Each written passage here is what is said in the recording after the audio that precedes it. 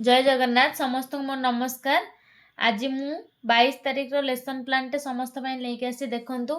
प्रथम होची 2 क्लास रो गणित खेल द्विमात्रिक आकृति सेति येलो कोड होची M208 लर्निंग आउटकम रे शिक्षार्थी माने द्विमात्रिक चित्र रो चिन्हट करि परिबे। TLM रे द्विमात्रिक चित्र अतिथि पर्याय रे तुम घरे देखुतिबा द्विमात्रिक आकृतिर नाम कहिबे। बोध पुस्तक रे चित्र देखाई प्रत्येक आकृति चिन्हट। अभ्यास पुस्तक रे दिया जायतिबा आकृतिर ठीक रंग देबे। प्रयोग आकृति गणी ताहार नाम कहिबे।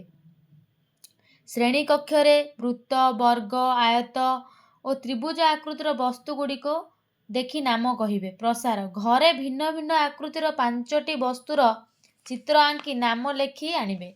तापर थिला 3 क्लास रो गणित मेला छुट्टी रे आई मांको सह सेति पई येलो कोड होची M303। लर्निंग आउटकम रे शिक्षार्थी माने सरल जोग और वियोग करि परिबे। TLM रे निया जायतिला संख्या चार्ट माली। अतिथि पर्याय रे 10 पूर्वरु केउ संख्या आसे 20 परे केउ संख्या आसे पिलांगु पचरा जिवो। बोध पर्याय रे आगो गणिबा और पछकु गणिबार धारणा। अभ्यास पुस्तक रे दिया जायतिबा संख्या चार्ट रे निर्दिष्ट संख्या खोजिबे जोग एवं वियोग करिवे। प्रयोग रे पृष्ठा 36 रो अभ्यास कार्य करिवे। प्रसार संख्या माली रे बेंगोडिया खेल सांग साथी सह करिवे। तापर थिला अष्टम क्लास रो गणित प्रकाश संख्या रो कहानी सेति पई येलो कोड होची M806। लर्निंग आउटकम रे रोमान संख्या प्रणाली एवं शरीर रो विभिन्न अंग रे व्यवहार करी गणना करिवे। TLM पाठ्य पुस्तक निया जायतिला। अतिथि पर्याय रे पुराना समय रे लोक माने संख्या किपरि गणुथिले पिला माने कहिबे। बोध शरीर रो आंगुठी व्यवहार करी गणना करिबा विषय रे आलोचना। हाड़ काठी पत्थर द्वारा संख्या लेखिबार पद्धति।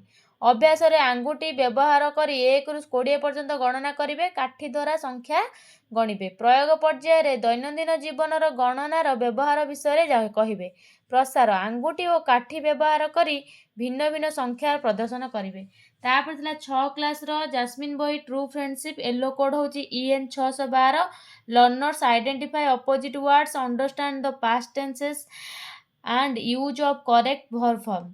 एथिपाई TLM देखंतु टेक्स्ट बुक अदिति रे revise the previous lesson explain meaning of opposite word. बोध explain about opposite words and 3 past tenses.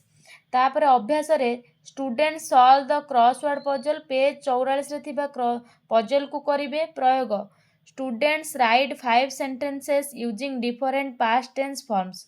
प्रसार रे राइट टू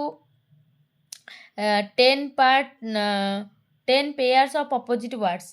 तापर होची चतुर्थ क्लास रा आम विचित्र विश्व प्रकृति यात्रा हेति पई येलो कोड होची E405। शिक्षार्थी माने वन्य प्राणी एवं सेमानकर बासस्थान चिन्हट करि परिबे। एथि पई TLM रे वन्य प्राणी चित्र निया जायतिला। अतिथि पर्याय रे तुमे देखितिबा किछि पशु और पक्षी को नाम कहिबे। बोध विभिन्न प्रकार प्राणी और तांकर वैशिष्ट्य आलोचना। अभ्यास जंगल रे बास करुथुबा प्राणी और उद्भिदंकर नाम लेखिबे। प्रयोग जंगलर सुरक्षा संपर्क रे लेखिबे। प्रसार वन्य प्राणी सुरक्षा पई कोन करिबा उचित लेखिबे। तापर थिला 5 क्लास रो खाद्य रहस्य सेति पई येलो कोड होची E502। शिक्षार्थी माने श्वासरुद्ध जनित विपद संपर्क रे जानिबे।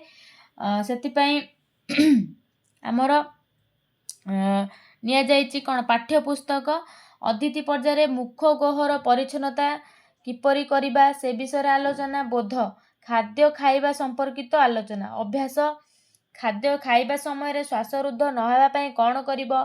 प्रयोग मुख गोहर किपरि परिच्छन्नता करिवे लेखिबे।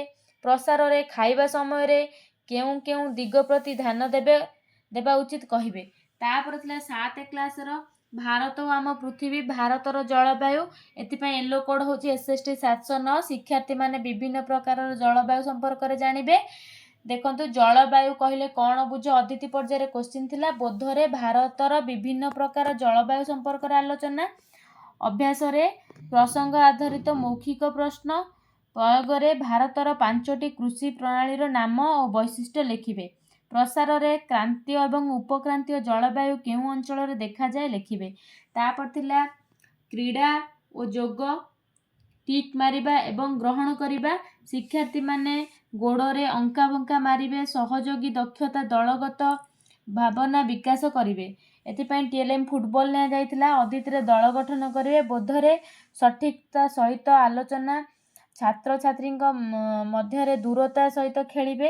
ଅଭ୍ୟାସ ଦଳଗତ ଏବଂ ସହଯୋଗ ସହ ଖେଳିବେ। ପ୍ରୟୋଗରେ ସାଙ୍ଗସାଥୀଙ୍କ ସହ ଅଭ୍ୟାସ କରିବେ। ପ୍ରସାରରେ ନିଜ ଦଳର ଉନ୍ନତି ପାଇଁ ଗୋଟିଏ ସ୍ଥାନ ବିଷୟରେ ଆଲୋଚନା। ନମସ୍କାର, ରହିଲି। ଜୟ ଜଗନ୍ନାଥ।